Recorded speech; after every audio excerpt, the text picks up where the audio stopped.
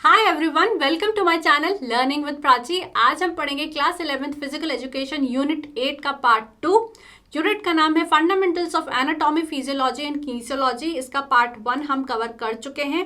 Part 2 आज हम पढ़ने वाले हैं functions and structure of respiratory system.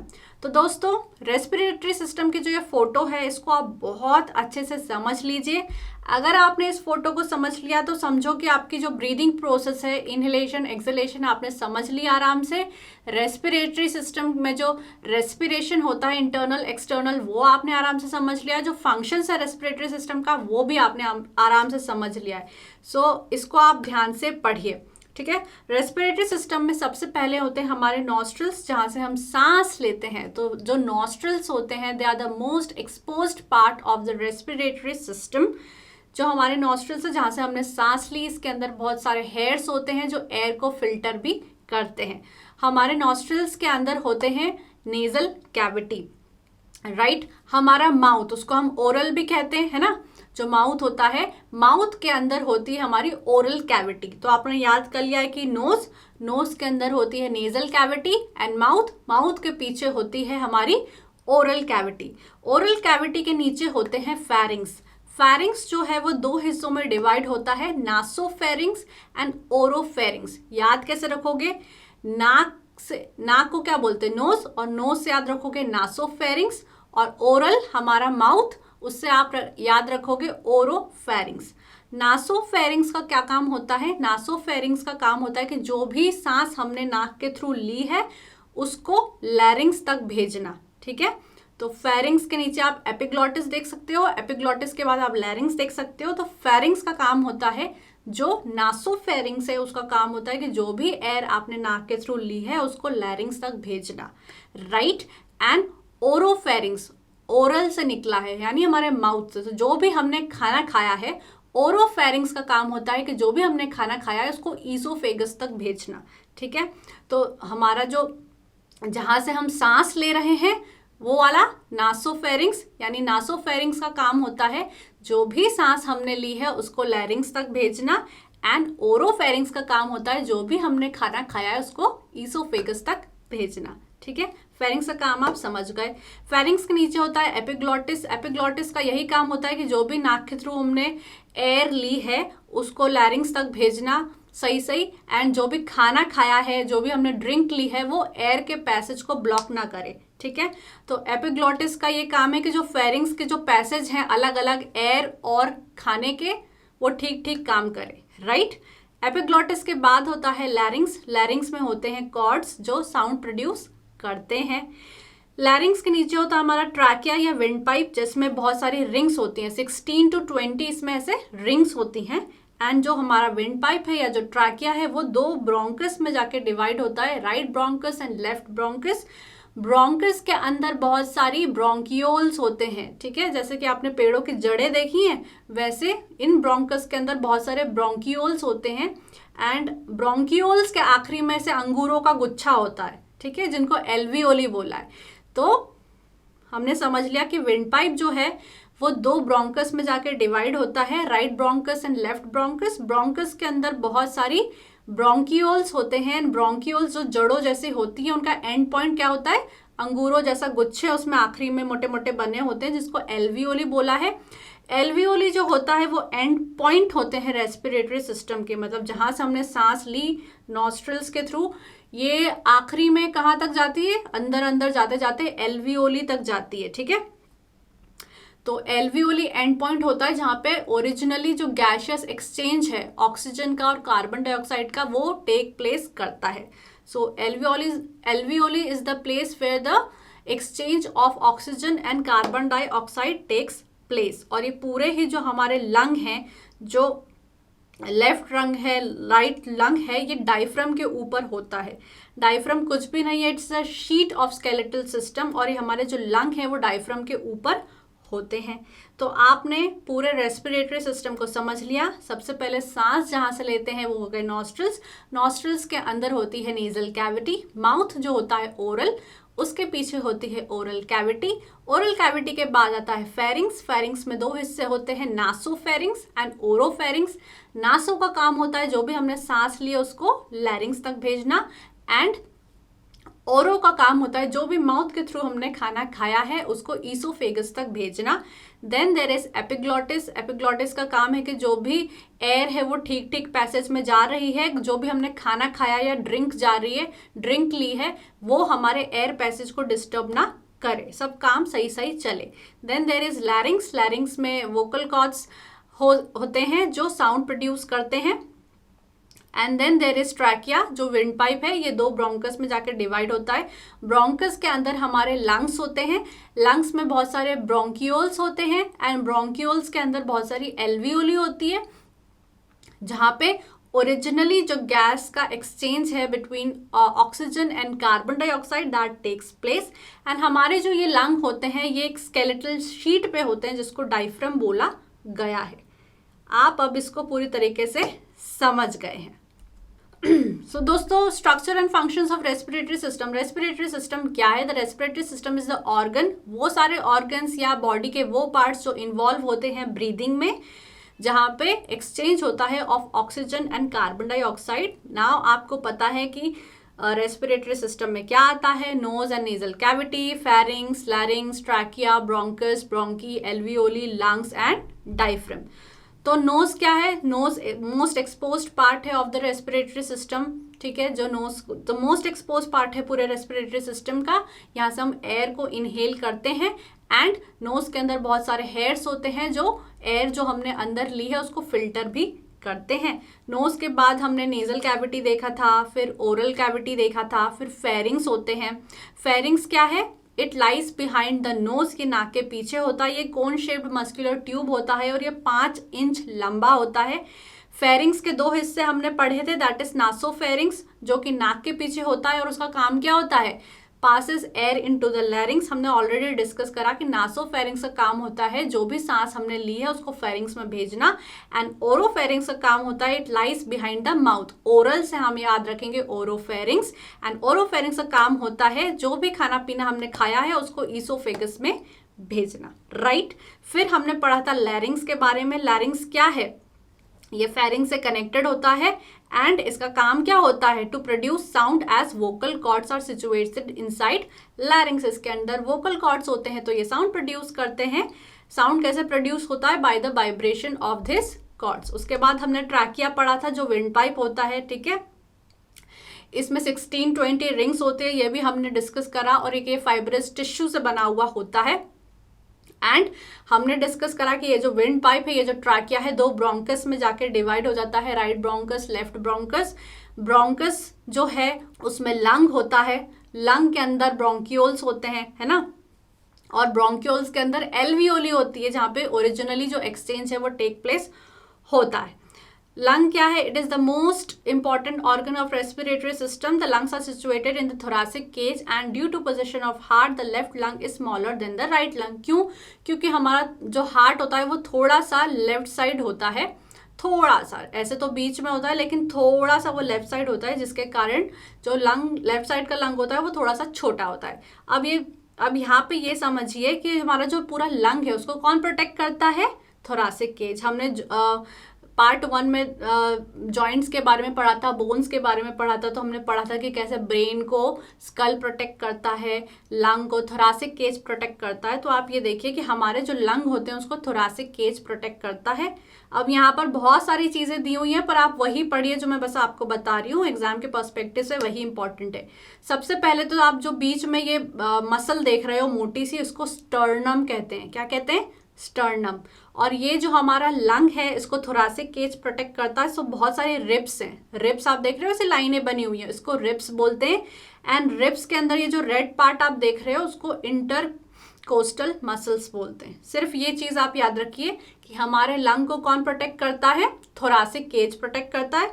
बीच में जो मसल होती है उसको स्टर्नम कहते हैं, जो जो रिब्स ऐसे ऐसे ऐसे जा रही हैं, जो मसल्स ऐसे ऐसे जा रही हैं जो लंग को प्रोटेक्ट कर रही हैं, उसको रिब्स कहा गया है। एंड रिब्स के बीच में होती है इंटरकोस्टल मसल्स।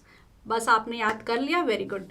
एंड हमारा जो पूरा लंग होता है वो डायफ्राम पे होता है। डायफ्राम क्या है? It is a sheet of skeletal muscle and aids in inhalation and exhalation. वो कैसे होता है वो हम आगे डिस्कस करने वाले हैं। तो अब आप पूरी तरीके से अच्छे से समझ गए हो कि नोज होता है, नेजल कैविटी होता है, फिर ओरल कैविटी होता है, फिर फेरिंग्स होते हैं, फिर एपिग्लॉटिस होता है, फिर लैरिंग्स होते हैं, फिर विंड पाइप होता है। विंड पाइप दो हिस्सों में डिवाइड होता है, राइट ब्रोंकस, लेफ्ट ब्रोंकस। उसके अंदर लंग्स होते हैं, लंग्स के अंदर ब्रोंकियोल्स होते हैं, ब्रोंकियोल्स के अंदर एल्वियोली होती है। एंड पूरे जो हमारे लंग है वो डायफ्राम के अंदर होते हैं, डायफ्राम के ऊपर होते हैं, राइट। अब हम डिस्कस करते हैं प्रोसेस ऑफ ब्रीदिंग। तो प्रोसेस ऑफ ब्रीदिंग कुछ भी नहीं है, इनहेल, सांस अंदर ली, दैट इज इनहेलेशन, एंड छोड़ी तो एक्सहेलेशन। अब आप ये याद रखो कि जब आपने सांस ली तो आपने कुछ फील किया, आपने फील किया कि आपका चेस्ट एक्सपैंड हो रहा है, ठीक है। जब चेस्ट एक्सपैंड हो रहा है उसको इनहेलेशन कहते हैं। जब हम सांस लेते हैं तो अभी हमने डिस्कस करा कि कैसे जो हमारे लंग्स होते हैं उसको थोरैसिक केज होता है, वो प्रोटेक्ट करता है, रिब्स होती हैं, बीच वाली जो मसल है उसको स्टर्नम कहते हैं। तो जब हम सांस लेते हैं तो हमारी चेस्ट कैविटी एक्सपैंड होती है, बड़ी होती है, ठीक है। और जो स्टर्नम है, जो रिब्स हैं, वो बाहर की तरफ मूव करते हैं। अब आप ये देखो कि हमारे जो लंग्स हैं वो तो डायफ्राम के ऊपर होते हैं, है ना। तो जब हमारा चेस्ट एक्सपैंड करता है तो डायफ्राम को जगह देना चाहिए ना, हमारे लंग्स को एक्सपैंड करने के लिए, चेस्ट को एक्सपैंड करने के लिए। तो डायफ्राम क्या करता है? नीचे जाता है। डायफ्राम दो ही मूवमेंट कर सकता है, या तो वो ऊपर जा सकता है या तो वो नीचे जा सकता है। तो जब हम इनहेल करते हैं, एयर को इनहेल करते हैं, तो हमारा जो चेस्ट कैविटी है या चेस्ट आप समझ लो, वो एक्सपैंड होता है, बड़ा होता है ना, तो उसको जगह चाहिए। तो जब हमारा चेस्ट एक्सपैंड होता है तो हमारे जो स्टर्नम है, अभी हमने पढ़ा जो रिब केज के बीच में मसल होती है स्टर्नम, और जो रिब्स के बीच में इंटरकोस्टल मसल्स होती हैं, वो बाहर की तरफ मूव करते हैं। और हमारा जो डायफ्राम है जिसके ऊपर हमारे लंग्स होते हैं वो नीचे की तरफ मूव करता है। तो इनहेलेशन क्यों अकर होता है? Due to contraction of intercostal muscles and diaphragm. हमने पढ़ लिया ये दोनों चीजें क्या होती हैं। अब आप ये याद रखो कि जब हमारा जो डायफ्राम है वो नीचे की तरफ जाता है तो जो लंग में प्रेशर है वो कम होता है, ठीक है। जब लंग में प्रेशर कम होता है तो एयर हम सक कर पाते हैं, तो हमारे लंग की जो वॉल्यूम है वो बढ़ जाती है। Air is sucked into alveoli from the atmosphere. मैं फिर से बता देती हूँ आपको, हमने ऑलरेडी पढ़ लिया है पूरा रेस्पिरेटरी सिस्टम क्या होता है। हमने पढ़ लिया कि जो लंग है उसको रिब केज प्रोटेक्ट करता है, बीच की जो मसल होती है उसको स्टर्नम कहते हैं, छोटी छोटी रिब्स होती हैं और रिब्स के बीच में इंटरकोस्टल मसल्स होती हैं। जब हम सांस लेते हैं तो हमारा चेस्ट एक्सपैंड होता है। जब हमारा चेस्ट एक्सपैंड होता है तो जो स्टर्नम है, जो रिब्स है, जो इंटरकोस्टल मसल्स हैं, वो बाहर की तरफ एक्सपैंड होती है। और ये हमारा जो लंग है वो डायफ्राम के ऊपर होता है। तो जब चेस्ट एक्सपैंड होता है तो उसको जगह चाहिए, तो डायफ्राम जो है जो दो ही मूवमेंट कर सकता है, या तो वो ऊपर जा सकता है या तो वो नीचे जा सकता है। तो जब हमारा चेस्ट एक्सपैंड होता है तो हमारा डायफ्राम नीचे की तरफ जाता है। जब हमारा डायफ्राम नीचे की तरफ जाता है तो लंग में जो प्रेशर है वो कम होता है।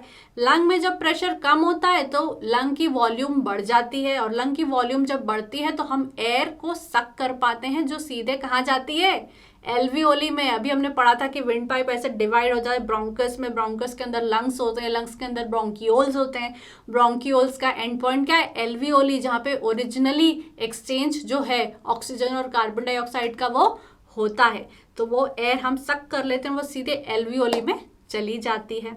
अब एमसीक्यू के पर्सपेक्टिव से आप ये समझ लो कि हम पर मिनट 15 to 20 ब्रीदिंग कर सकते हैं, मैक्सिमम 40 पे भी जा सकते हैं। वाइटल कैपेसिटी का मतलब है the greatest volume of air that can be expelled from the lungs after taking the deepest breath possible. यानी सबसे डीपेस्ट ब्रेथ जो मैंने ली और फिर मैंने एक्सहेल किया, तो greatest volume of air that can be expelled मतलब जो मैंने निकाली after taking the longest breath, उसको वाइटल कैपेसिटी बोलते हैं। एंड टाइडल वॉल्यूम का मतलब है एक साइकिल ऑफ इनहेलेशन एक्सहेलेशन। तो वो जो टोटल एक साइकिल है रेस्पिरेटरी की जहाँ पे एक्सचेंज हुआ ऑक्सीजन और कार्बन डाइऑक्साइड का, that is tidal volume. Tidal volume is the amount of air that moves in or out of the lungs with each respiratory cycle. It measures around 500 ml in an average healthy person. तो ये सिर्फ MCQ के perspective से था. Next is acceleration. तो inhalation को inspiration भी बोलते हैं, एक्सलेशन को एक्सपिरेशन भी बोलते हैं, राइट. अब इनहेलेशन में क्या हो रहा था, चेस्ट एक्सपैंड हो रहा था, स्टर्नम और इंटरकोस्टल मसल्स बाहर की तरफ जा रही थी, डायफ्राम नीचे की तरफ जा रहा था, प्रेशर कम हो रहा था, वॉल्यूम बढ़ रही थी, एयर अंदर आ रही थी. लेकिन अब एक्सलेशन में बिल्कुल ऑपोजिट हो रहा है. अभी तक कॉन्ट्रैक्शन हो रहा था मसल्स का, अब रिलैक्स होंगे. तो अब एक्सलेशन में जब एयर बाहर की तरफ जा रही है तो क्या हो रहा है, जो इंटरकोस्टल मसल्स है, जो स्टर्नम है, वो रिलैक्स हो रहे हैं, चेस्ट छोटा हो रहा है. चेस्ट छोटा हो रहा है तो जगह बच रही है, तो डायफ्राम क्या कर रहा है, ऊपर आ रहा है ना. प्रेशर अब क्या हो रहा है, बढ़ रहा है, तो वॉल्यूम घट रही है. वॉल्यूम घट रही है जब लंग की, तो एयर बाहर की साइड जा रही है. Air goes out from the lungs into the atmosphere. Simple. तो एक्सलेशन क्या है, it is a passive process which occurs due to relaxation of intercostal muscles and diaphragm. तो आप रेस्पिरेटरी सिस्टम में ये जरूर लिख के आइए, इनहेलेशन एक्सलेशन में मेन चीज क्या होती है. स्टर्नम इनहेलेशन में स्टर्नम जो है, जो रिब्स में इंटरकोस्टल मसल्स है, वो बाहर की तरफ जा रही है, डायफ्राम नीचे की तरफ जा रहा है. एक्सलेशन में इंटरकोस्टल मसल्स और स्टर्नम जो है वो रिलैक्स हो रहे हैं, वो अंदर की साइड आ रहे हैं, डायफ्राम ऊपर की साइड आ रहा है. यहाँ पे प्रेशर बढ़ रहा है, वॉल्यूम कम हो रही है, इसलिए एयर जो है वो बाहर जा रही है. Simple, very simple. Next is types of respiration. Types of respiration दो टाइप के होते हैं, इंटरनल और एक्सटर्नल. इसमें सिर्फ आप 3 चीजें याद रखो. इन 3 चीजों को याद रख लिया मतलब आपका इंटरनल एक्सटर्नल रेस्पिरेशन हो गया. That is lungs, blood vessel और टिश्यू. ये 3 चीजें आप देख रहे हो, देख लिया अच्छे से. अब देखो, जब भी gaseous exchange takes place between lungs and blood vessel, that is external respiration. And when the gaseous exchange takes place between blood vessel and tissue, that is internal respiration. Simple. जब भी gaseous exchange takes place between lung और blood vessel, जब सिर्फ lung और blood vessel की बात हो रही है, दैट इज एक्सटर्नल रेस्पिरेशन. जब ब्लड वेसल और टिश्यू की बात हो रही है, दैट इज इंटरनल रेस्पिरेशन. यानी लंग बोलता है ब्लड वेसल को कि ये ले ऑक्सीजन, तो ब्लड वेसल बोलता है अच्छा ऑक्सीजन मिल गई मुझे, उसके बदले कुछ तो ले जाओ, तो कार्बन डाइऑक्साइड ले जाओ. तो जब लंग आके ऑक्सीजन दे देता है ब्लड वेसल को और ब्लड वेसल उसके बदले कार्बन डाइऑक्साइड दे देती है लंग्स को, वो हो जाता है एक्सटर्नल रेस्पिरेशन.